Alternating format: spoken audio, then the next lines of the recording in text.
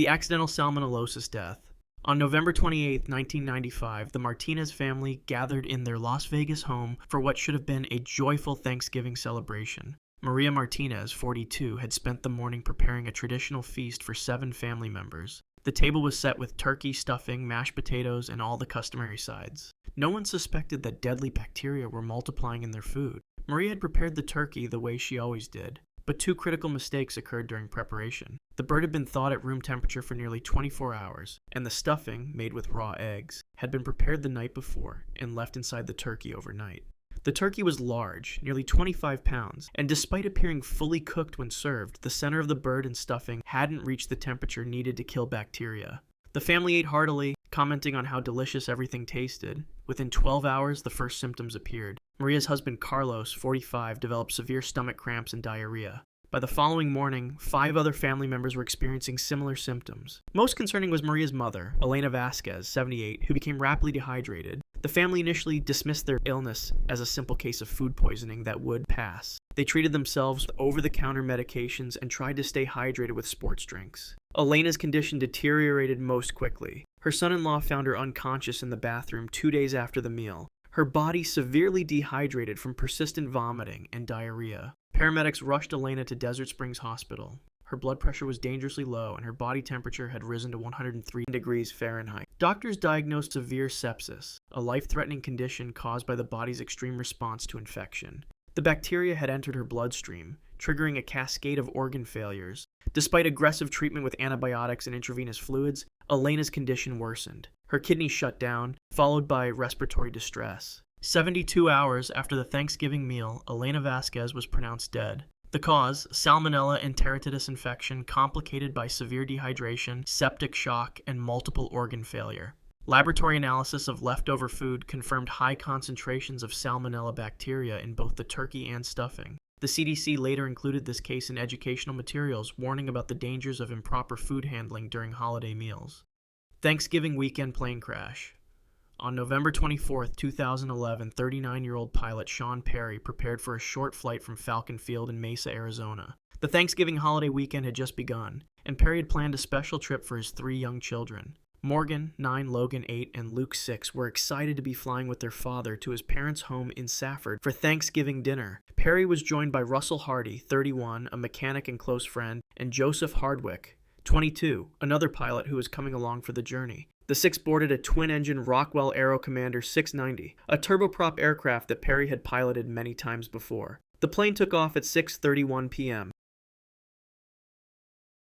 just 15 minutes after takeoff. As the aircraft approached the Superstition Mountains east of Phoenix, something went terribly wrong. The plane was flying at approximately 4,500 feet, but the treacherous mountains rose to over 5,000 feet in some areas. Flight data later showed no deviation in course or altitude as the aircraft approached the terrain. At 6:46 p.m., the Rockwell slammed directly into the western face of the mountain known as Flatiron. The impact was catastrophic and immediate. Witnesses reported seeing a fireball erupt on the mountainside, illuminating the rugged landscape for miles around. The explosion echoed through the valleys below. Karen Perry, the children's mother, was at home when she received the devastating news. She had been preparing Thanksgiving decorations for the children's return the next day. First responders reached the crash site shortly after, but the scene confirmed their worst fears. The aircraft had disintegrated on impact, scattering wreckage across nearly half a mile of steep, rocky terrain. The bodies of all 6 occupants were recovered over the next 2 days. The temperature drop at night and the difficult terrain complicated recovery efforts. Autopsies later confirmed that death would have been instantaneous for all aboard when the plane struck the mountain at approximately 200 miles per hour. The National Transportation Safety Board investigation revealed that the pilot had been flying under visual flight rules rather than instrument flight rules. In the darkness, Perry likely never saw the mountain looming in front of him until it was too late. Fatal hunting accident in Pennsylvania. On November 27th, 2021, the woods of Jackson Township, Pennsylvania, were filled with hunters. It was the Saturday after Thanksgiving, coinciding with the first day of deer hunting season, a tradition deeply embedded in the state's culture. For many families, the opening day was as much a part of Thanksgiving weekend as the turkey dinner itself. William Tripp, 71, was an experienced hunter who had been stalking game in these forests for over 5 decades. That morning he set out before dawn, dressed in the bright orange vest and hat required by state law.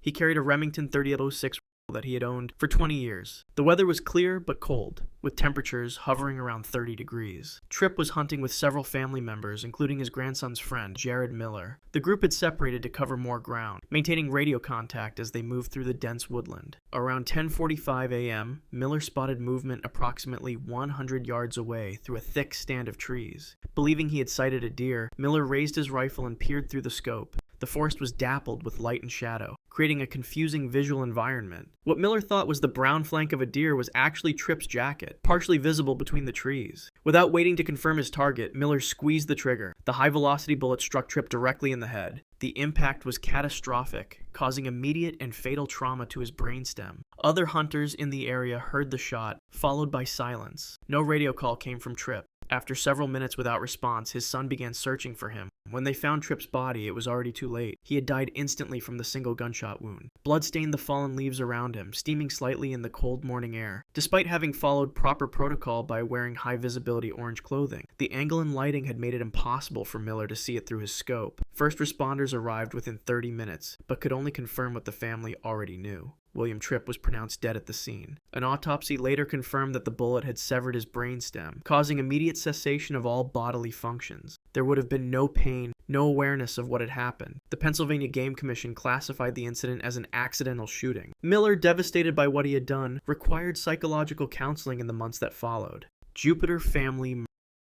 On November 26, 2009, 17 members of the Seaton and Merhige families gathered for Thanksgiving dinner in Jupiter, Florida. The elegant home in a quiet neighborhood was filled with conversation and laughter as relatives caught up over traditional holiday fare. No one noticed anything unusual about 35-year-old Paul Merhige's behavior as he sat quietly at the dinner table. Merhige had driven 90 miles from his Miami home to join the celebration. He had a history of mental illness, but family members later said there were no warning signs that day. He participated in the meal, even saying grace before dinner. For 3 hours after the meal concluded, the evening continued normally, with family members relaxing in different rooms of the house. At approximately 10 p.m., Merhige calmly retrieved a handgun. He re-entered the house and methodically began shooting his relatives. His first victims were his twin sisters, 33-year-old Carla Merhige and pregnant Lisa Knight. Both women died instantly from gunshot wounds to the head. He then turned the gun on his 76-year-old aunt, Raymond Joseph, killing her where she sat in the living room. As family members screamed and fled, Merhige moved through the house with chilling determination. Michaela Sitton was in her bedroom, having just been tucked in by her father. Merhige entered the child's room and shot her multiple times as she lay in bed. When police later questioned him about killing the little girl, he showed no remorse, stating, "I didn't want her to grow up with this." During the rampage, Merhige also shot his brother-in-law Patrick Knight and his uncle Muriel Sitton, though both survived their injuries. As family members huddled with the wounded and called 911, Merhige fled the scene. Before leaving, witnesses heard him say, "I've been waiting 20 years to do this." Merhige evaded capture for over a month before being arrested at a motel in the Florida Keys. During his trial, psychiatric evaluations revealed he had meticulously planned the murder. He was sentenced to 7 consecutive life terms in prison. Colts neck quadruple. On November 20th, 2018, just days before Thanksgiving, emergency responders rushed to a mansion fire in the affluent community of Colts Neck, New Jersey. The 5,700-square-foot home belonged to Keith Canero, a 50-year-old tech CEO, his wife Jennifer, and their 2 young children. As firefighters battled the blaze, they made a horrific discovery on the front lawn. Keith's body, shot multiple times, including once in the head. Inside the burning house, the scene was even more disturbing. Jennifer Canero, 45, had been stabbed and shot. The bodies of 11-year-old Jesse and 8-year-old Sophia were found severely burned. The medical examiner later determined they had been stabbed to death before the fire was set. The family's dog had also been killed. Just hours earlier that morning, firefighters had responded to another fire 12 miles away in Ocean Township. That home belonged to Paul Canero, Keith's 51-year-old brother and business partner. Initially, Paul was seen as another victim, his house supposedly targeted by the same unknown assailant. He stood with his wife and daughters watching their home burn, appearing distraught. The truth was far more sinister. Investigators soon discovered Paul had murdered his brother's entire family, then set their mansion ablaze to destroy evidence.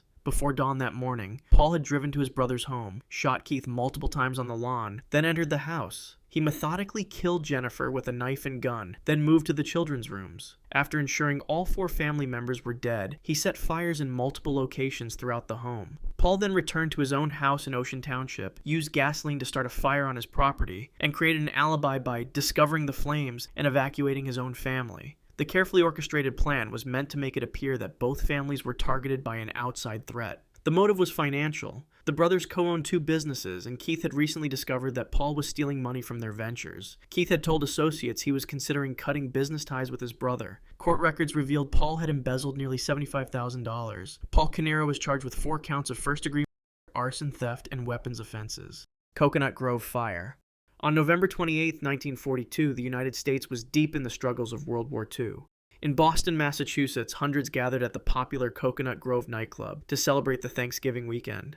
The club was packed beyond its 460-person capacity, with an estimated 1,000 patrons filling its dining rooms, bars, and dance floors. At 10:15 p.m., a small fire began near an artificial palm tree in the Melody Lounge downstairs. A busboy had lit a match to replace a light bulb, accidentally igniting the flammable decorations. Within seconds, the flame climbed up the palm tree and spread across the ceiling's cloth decorations. Witnesses later reported that the fire moved faster than a person could run. The blaze raced through the building with terrifying speed. Toxic smoke filled the rooms before many patrons even realized what was happening. The club's main exit, a revolving door, quickly became jammed with bodies as panicked guests rushed toward it. Other exits were locked or blocked to prevent patrons from leaving without paying their bills. Inside, the scene turned chaotic. The lights failed, plunging the club into darkness except for the advancing wall of flames. People trampled each other in blind panic. Those who couldn't reach exits were overcome by carbon monoxide and cyanide gas released from burning decorations. Firefighters arrived within minutes, but found victims already beyond saving.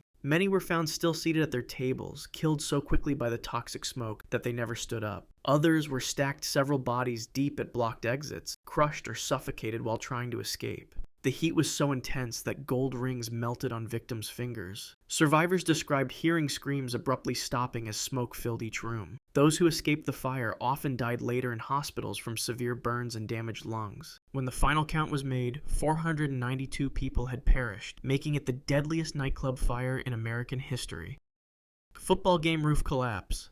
On November 29, 1900, the annual big game between rivals Cal and Stanford drew thousands of spectators to San Francisco. The highly anticipated Thanksgiving weekend match was a major social event, with tickets selling out weeks in advance. For those unable to secure admission, creative alternatives emerged. At the Pacific Glassworks factory near the field, the flat roof offered a perfect vantage point to watch the game for free. By early afternoon, over 100 spectators had gathered atop the building. Many were young men and boys who had climbed the fire escapes and ladders to avoid paying the entrance fee. Below them, inside the factory, workers tended to glass-making furnaces that reached temperatures of 500 degrees Fahrenheit. Just before 2:30 p.m., as the crowd on the roof grew increasingly dense, witnesses heard a sudden cracking sound. The decades-old wooden roof, never designed to hold such weight, began to splinter. Spectators at the edges tried to scramble away, but there was nowhere to run. Within seconds, the entire center section gave way. 23 people plunged 45 feet through the collapsing structure. Some fell directly into the massive glass furnaces below. The molten glass instantly engulfed those who landed in it, causing immediate and catastrophic burns. Others struck metal equipment or concrete floors, suffering devastating traumatic injuries. The factory workers below had no warning. One moment they were working their shifts. The next, bodies were raining down among them. The screams lasted only moments. Those who fell into the furnaces died almost instantly, their bodies consumed by temperatures hot enough to melt bone. First responders arrived to find a scene of chaos. The factory floor was littered with bodies. Some victims were unrecognizable, their features obliterated by the fall or the extreme heat. Identification of the dead proved nearly impossible in some cases. Of the 23 who fell, none survived. 16 died immediately at the scene, while the remaining 7 expired within hours at nearby hospitals.